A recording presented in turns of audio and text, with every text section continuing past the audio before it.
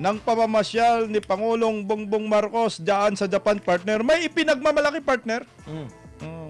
Ipinagmamalaki ng gobyernong Marcos ang 3.4 billion investment pledges pa, partner, ha? Pinagmamalaki na mula sa mga Japanese firm na kuha ng Pilipinas. Pinangunahan ni Pangulong Ferdinand Marcos Jr. ang isang high-level na roundtable meeting kasama ang mga leader ng malaking Japanese corporation at financial institution sa Tokyo, Japan. Kabilang sa mga kumpanyang kinilala ng Pangulo para sa kanilang patuloy na pamuhunan sa Pilipinas ang All Nippon Airways, Toyota, Mitsubishi Corporation, Maruveni, Panasonic at Fast Retailing. Partner, anong masasabi mo dito? Alam mo, partner, dati na nating mga kapartner yan. Dati Kaya na nga. mga kumbaga, yung mga yan, nagtayo na ng kumpanya rito. Manufacturing o kung ano man yung kanila. Kasi yung Toyota talagang pinakamalaking matagal na yan pinakamarami na nabebenta, partner. Producer ng sasakyan, manufacturer. Hindi producer, yung benta ba? Ay, pinakamaraming sales na sales, sasakyan, no? Recently, kasi talagang alam na natin yung Toyota na maaasahan naman yung sasakyan niya. Kaya, ito po, masasabi natin na hindi po to yung bagong investors na nakuha ni BBM dahil sa pagpunta niya sa Japan. Same ano na to mga luma dati na rito na siguro para bigyan naman sila ng ng assurance ng Pangulong Marcos na yung pananatili ng kanilang puhunan dito kasi partner ang daming nag-alisan ng puhunan dito sa Pilipinas, partner. Correct. Kaya yun yung habol natin, maganda rin na nanatili po sila dito. Yun yung maganda ng partner, ang investment mo ay mga pabrika o talagang merong physical. Yung nag-invest kasi sa stock market, yung nag-invest ng puhunan lang, partner, ang bilis tanggalin yan, partner. Yan yung mga nakakawala sa atin, yung mga namuhunan sa sa kapital lang. Yung sinamantala nila nung panahon ni Tatay Digong, ang taas ng stocks natin. Partner, ang daming kumita nun, ha? Correct. Ako kasi nag-stock market na ako nung panahon ni Tatay Digong. Alam mo yung galaw that time. Oo, tapos pagdating ni BBM, talagang lagapak. Bago kay partner Dan, maraming salamat sa Pakulay Prima Bilya Kulita. Thank you so much po sa inyo. At abasahin po muna natin yung mga nasa comment section ayon kay TC Rubihis. Baka hanggang 2028 na naman yung pledges na yan. Mel 13, nagbayad na ba tayo ng utang sa Toyota at Mitsubishi? May utang pala tayo, partner? Hindi, partner, ganito yan. Nung inimbita natin sila, nagbigay tayo ng mga tax breaks. Yung mga ganun, partner, yung mga incentive. Pag tayo nag-iimbita, na para pumasok sila rito may incentive. Mukhang wala pang naibigay. Hindi, mukhang nagkaroon ng onsehan, partner. Uso naman yung onsehan na salita. Mukhang umaangal yung Mitsubishi at Toyota na hindi nila nakukuha. Wala tayong balita kung naibigay na sa kanila, partner. Sabi naman ni JK21, actually, dami investors umalis na sa Pilipinas. Correct, partner. Pero if mag-i-invest ngayon sa current government, ang negosyante, lugi ka talaga, walang babalik sa'yo. Partner Dan? Yes, bago ako ipagpatuloy ito, patingin ko muna yung si Ma'am Fresel Agustin at Ma'am Irma na nanonood ngayon, pinakita sa atin sa napakalaking television nga dyan sa Hong Kong. Partner, gusto ko, bago ko ito po komentuhan, gusto natin malaman ng taong bayan kung kamusta na po yung mga naunang pledges. Nung nauna hong pagpunta nyo sa iba't ibang bansa, ang Pangulo po natin ay napakasipag. Katibayan nga ako, binida pa nga ako mga kabayan ng DTI na siya ang pinakamagaling na ahente na sa buong lahat ng lider sa Pilipinas. Sa makatwid, mula noon hanggang ngayon ay pupunta po siya sa iba't ibang bansa at pagbalik niya po sa bansang Pilipinas, binibigyan po niya tayo ng pasalubong na pangako, pledges. Bago po paniwalaan ng taong bayan, itong pledges na ito, ang tanong ko ng taong bayan ay ganito. Kamusta na po yung mga pinangako nyo na pledges na di umano, mag-aapat na taon na po. Ano po, mula nung kayo ay nagsabi na ganito, meron na po bang natupad? Meron na po bang naipakita? At ito ho ay palilatoy na, may pledges naman. Tama si Pater Bato. Di naman po nawala ang Toyota sa atin dito. Yung mga hindi naman nawala yan eh. Hindi naman nagspag-alisa yan. In fact, yung sasakyan, nakamukha ho ng mga Toyota Hilux, mga Toyota, talagang makakabili ka pa naman dito. Ang dami pa naman na naka-kumpanyang Toyota dito. Di ba, partner? Ito kaya isang uri ng pambubudol na naman. Di ba? Para may masabi lang na mayroon siyang napala sa pagpunta niya sa Japan. Tama ka dyan, partner. Kasi nga, oo nga naman, sa ilang taon niya, paliikot-ikot sa kontinente. Ilang kontinente na ikot, partner? Siya Buong yata. mundo. Buong mundo, partner. Kung Oo. 7 ang kontinente natin, tama, siyam na kontinente na puntahan. Wala pa rin tama ka dyan, partner Dan. Dapat ina-update po tayo ng gobyerno kung ano na po yung nangyayari sa mga pangako. Kaso nga lang, partner, may kasabihan, nangangako na nga, gusto pa ninyong tuparin. At saka partner, eto lang yan no? Kung sa kawalan ng programa o proyekto na maipagmamalaki ni BBM, kung may mga natupad doon, partner, Mhm. ipagmamalaki ng gobyerno yan. Yung the fact na walang pinagmamalaki, talagang wala talagang pumasok halos. Mhm. In fact, Partner, pinakamababa na foreign direct investment sa panahon ni BBM. Lahat ng record, partner Lahat ng negative record kuha ni BBM. Pinakamaraming utang, pinakamababang piso, pinakawalang infrastructure, Pinakamahal na langis. pinakamahal na bat, pinakamahal na langis. Grabe, partner, talagang walang humpay.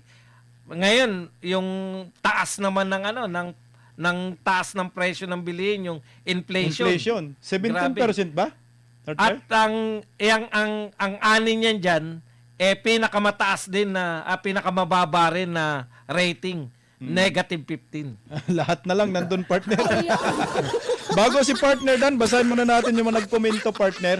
Sabi ni Milky, why?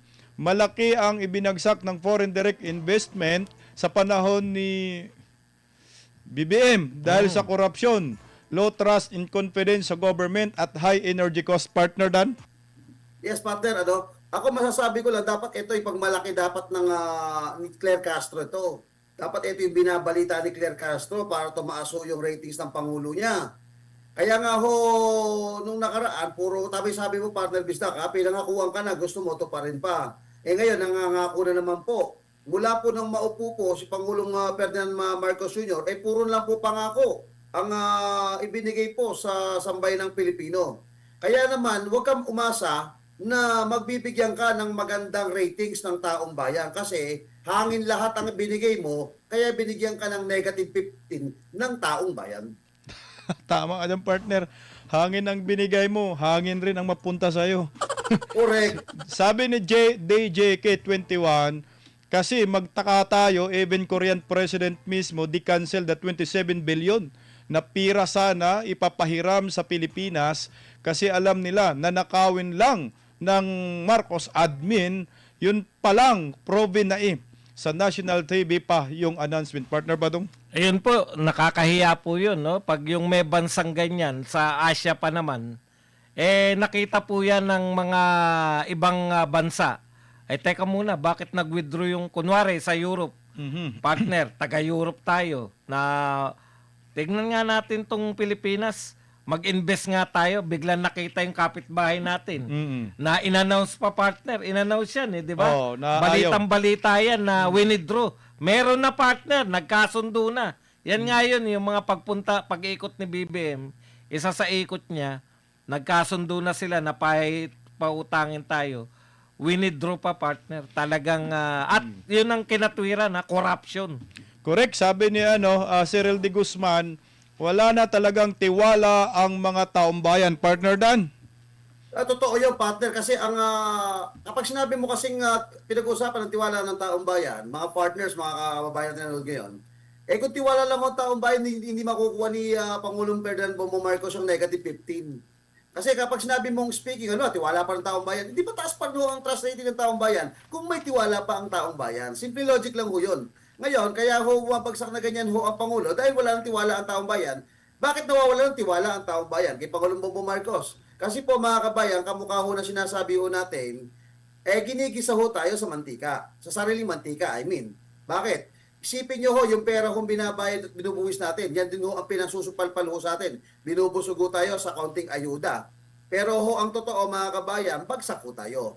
Hindi niya kayang pamunuan ang isang bansa na bilang isang negosyante na paikutin ang pera ng gobyerno para lumaki at hindi ho tayo maghirap. Sa makatwid, ang Pangulo ho natin, patuloy ho tayong lumalagapak. He is not a good businessman. Hindi ko may tuturing na mahusay siyang negosyante sapagkat kung mahusay po siyang negosyante, sana ho maganda ang ating ekonomiya. Pangalawa, makokontrol mo ang dolyar. Pangatlo, mga kabayan, marami ang investor na pumapasok. At pang-apat, marami po ang mga makukuhang trabaho. Kaya lang lahat pong nabanggit ko ay kabaliktaran sa katotohanan. Kaya huwag ka siyang umasa na makakakuha ka pa ng magandang rating sa taong bayan dahil sa mga nabanggit ko na mutawi sa aking labi, mga partner, yan ang katotohanan. Ayan partner, puntahan po natin yung update naman kay Pangulong Rodrigo Roa Duterte tungkol dyan sa paglilitis sa ICC partner. Kagahapon to partner, nagkaroon po ng hearing. Inihayag ng International Criminal Court Trial Chamber 3 na magsisimula ang paglilitis labang kay dating Pangulong Rodrigo Duterte sa Nobyembre 30 ng taong ito.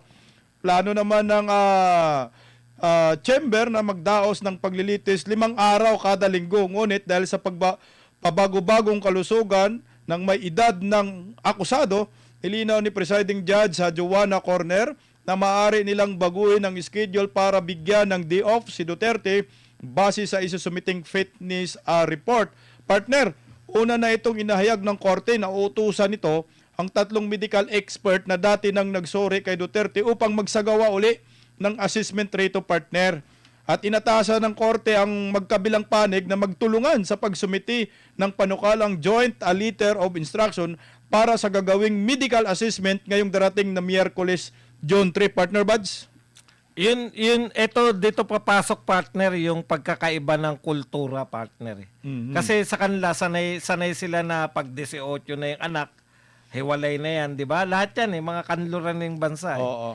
Dito kasi sa atin, hindi uso yung may sakit o may matanda na walang nag-aalaga partner. Mm-mm. Tayo, kahit hindi pa yun, ang kaso ni Tatay Digong nahuhulog na dadapa. Mm-mm. Ang pinag-uusapan nila, gaano kadalas madapa.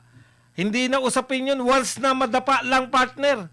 Dapat, meron ng nangangalaga dyan na caregiver Yan, o nurse.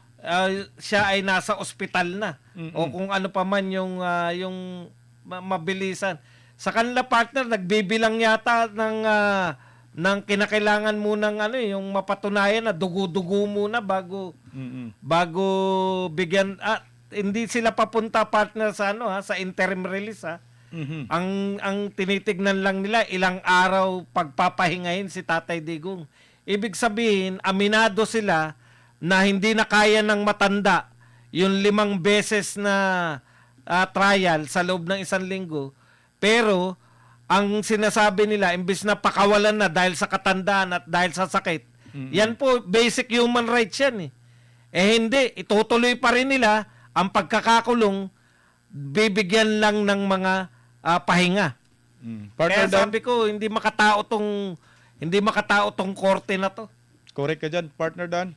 Dapat na nga partner, kaya nga sinasabi naman ng ni Trump yan at ng mga malaking higanting mga bansa, wala naman talagang silbi ho ito. Siya sabi para sa human rights ito, nakita ho natin. Partner Bats, di ba ilang taon na yung namatay dyan na nagdililitis hanggang namatay? 90s na 93 yata o 94.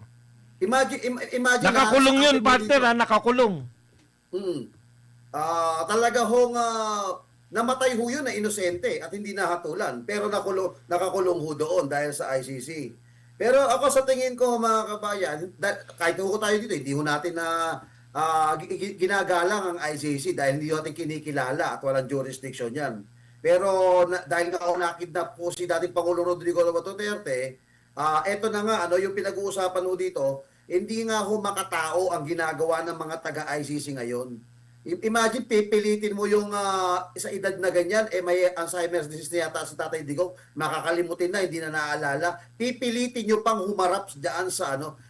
Dapat meron silang konsiderasyon.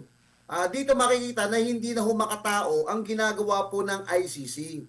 Kaya nga dapat na huma-abolish ho ito. Sasabi sa human rights. Human po si Tatay Digong eh. Nakita niyo na o kalagayan niya, hindi pa kayo marunong magbigay ng konsiderasyon sa isang tao na hirap na, halos hindi na nga, nagkakanda pa na nga po dyan sa kanyang selda, pinakidnap nyo pa. Sana ho, ako pakiusap po, kumilos na rin ho ang Supreme Court at sabihin nyo ho na illegal. Ito hong ginawa po ng ICC at ng ating gobyerno para matapos makabalik na po si dating Pangulong Rodrigo Roa Duterte. Ayan partner, meron tayong breaking news at tuloy-tuloy na po ang ating usapan dito sa Birada Agila. Mag-like po kayo, mag-share at mag-subscribe. Yung notification po ninyo, pakipindot rin po. Yan ang sinasabi natin partner, hintay natin yung sinasabi talaga ni former President Duterte na there will be a day of reckoning at ang gaba, dili talaga magsaba partner.